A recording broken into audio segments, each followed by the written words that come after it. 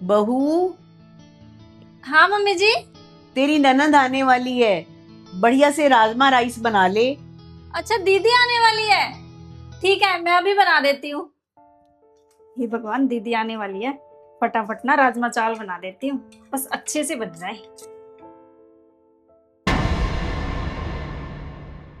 नमस्ते मम्मी। अरे आ गई बेटी, आ बैठ। मैं यहाँ ना बैठने नहीं आई हूँ, पहले जो काम करने आई हूँ ना वो कर लूँ मैं। अरे आ गए दीदी, मैं ना आपका कब से इंतजार कर रही थी। मैंने ना आपके फेवरेट राजमा चावल बनाए हैं, आप हाथ मुंह धो लो, मैं डाल देती हूँ। रहने दो भाभी, आप अपने राजमा चावल ना अपने पास ही रखो। मैं खाना खाने नहीं आई हूँ, मैं अपने घर से ही खा के आई हूँ खाना। और अच्छा आप आ गए, मुझे जो बात करनी है ना वो आपके सामने ही करनी है। क्या हुआ, कोई बात है क्या? ससुराल से झगड़ा करके आई है क्या? मैं झगड़ा करके नहीं आई हूँ, मेरा बंटवारा कर दो आप। अरे बेटा, ये तू कैसी बातें कर रही है?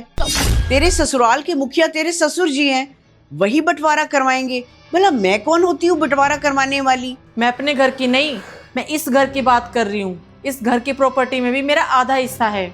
और ये तू क्या बोल रही है? नहीं कर सकती तेरा बंटवारा।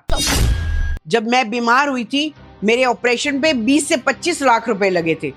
वो न तूने लगाए थे न दामाद जी ने, वो मेरे बेटे ने लगाए थे। हाँ मम्मी, आप बिल्कुल सही कह रहे हो। आपके ऑपरेशन पे भले ही मैंने और मेरे पति ने पैसे नहीं लगाए हो, लेकिन इस घर में जो पैसा आता है उसमें मौज भी तो मेरे भैया ही कर रहे हैं ना। रहने दो ना मम्मी जी, आप दीदी से झगड़ा मत करो। हाँ मम्मी, प्रियंका बिल्कुल सही कह रही है। आप ना दीदी के साथ झगड़ा मत करो। तुम चुप करो दोनों, तुम्हें कुछ नहीं पता। इसकी नादानियां ना मैं बचपन से देखती आ रही हूँ। मम्मी, आपको पता नहीं है क्या, आजकल माँ बाप की प्रॉपर्टी पर आधा हिस्सा बेटी का भी होता है। वाह बेटा, भूल गई क्या तुम्हारी शादी पे जो खर्चा हुआ है? और हर माँ बाप अपनी हैसियत से बढ़कर अपनी बेटी की शादी पे लगाता है। ठीक है मम्मी, अगर यही बात है तो आपके ऑपरेशन में पैसे लगे हैं वो, और जो मेरी शादी में पैसे लगे हैं वो खर्चा काट के जितना भी मेरा हिस्सा बनता है ना वो तो आज मैं लेकर रहूंगी।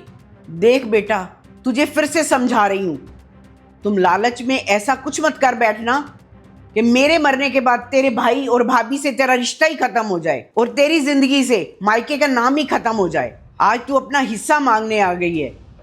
तुझे पता है तेरे भाई ने अपनी हैसियत से बढ़कर तुम्हारी शादी पे लगाया है।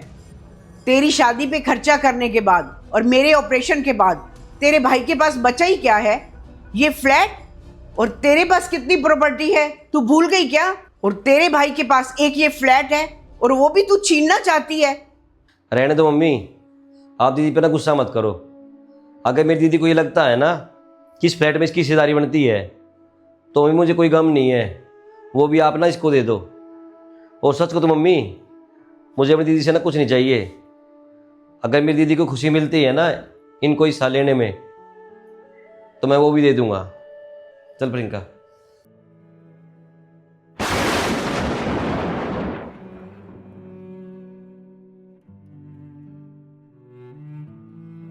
मम्मी, ये फ्लैट के डॉक्यूमेंट्स हैं, आप प्लीज़ मेरी दीदी को दे दो। बेटा, जब तुम यहाँ नहीं रहोगे तो मैंने भी यहाँ रह के क्या करना है? मैं भी तुम्हारे साथ चलती हूँ और डॉक्यूमेंट्स इसको दे देते हैं। लेना ये पेपर। अब सोच क्या रही है? तुझे रिश्ते थोड़ी चाहिए, तुझे तो प्रॉपर्टी चाहिए। अब ले, सोच क्या रही है? मम्मी, मुझे माफ़ कर दो, मैं पैसों के लालच में आके अपना मायका ही खराब करने जा रही थी। बेटा, आज तू प्रॉपर्टी तो ले लेगी, लेकिन जिंदगी में अपने भाई भाभी को खो देगी।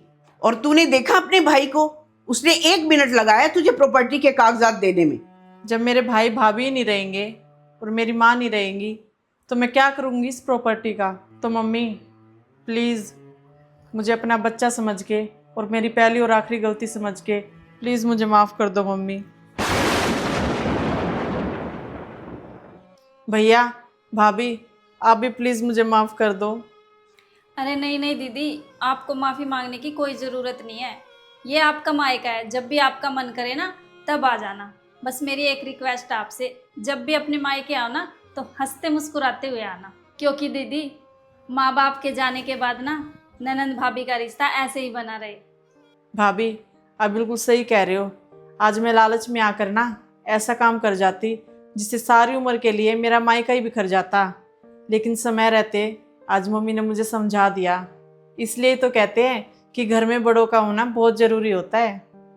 अच्छा हुआ बेटे, तुम्हें समय रहते समझ आ गई, नहीं तो आजकल लड़कियां प्रॉपर्टी के लालच में ना अच्छे भले मायके को खो देती हैं।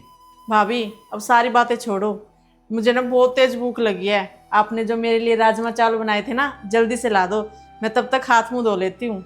और बहू अब जल्दी से ना बेटी के लिए राजमा चावल डाल दे, आज तो ये राजमा चावल खा के ही जाएगी। ठीक है मम्मी जी, अभी लाई। अरे प्रियंका रोक, तो आज सिर्फ दीदी का ही नहीं, मेरे लिए भी खाना डाल दे। बहुत टाइम हो गया मुझे अपनी दीदी के साथ में खाना खाए। आज हम ना साथ में खाना खाएंगे, क्यों दीदी? ठीक है, अभी लाई। हाँ दोस्तों, देखा आपने, तो भाई आज के टाइम में बहुत सारी बहनें ऐसी होती हैं जो प्रॉपर्टी के लालच में प्रॉपर्टी तो ले लेती हैं, लेकिन अपने भाई और भाभी को ना हमेशा के लिए खो देती हैं। तो मैं क्या सही कह रहा हूँ कि भाई प्रॉपर्टी के लालच में आकर ना अपने मायकों को कभी ख़त्म नहीं करना चाहिए। अपने मायके के साथ है ना बॉन्डिंग बना के रखनी चाहिए, क्योंकि आखिर में प्रॉपर्टी काम नहीं आती, अपने ही काम आते हैं। जय श्री श्याम।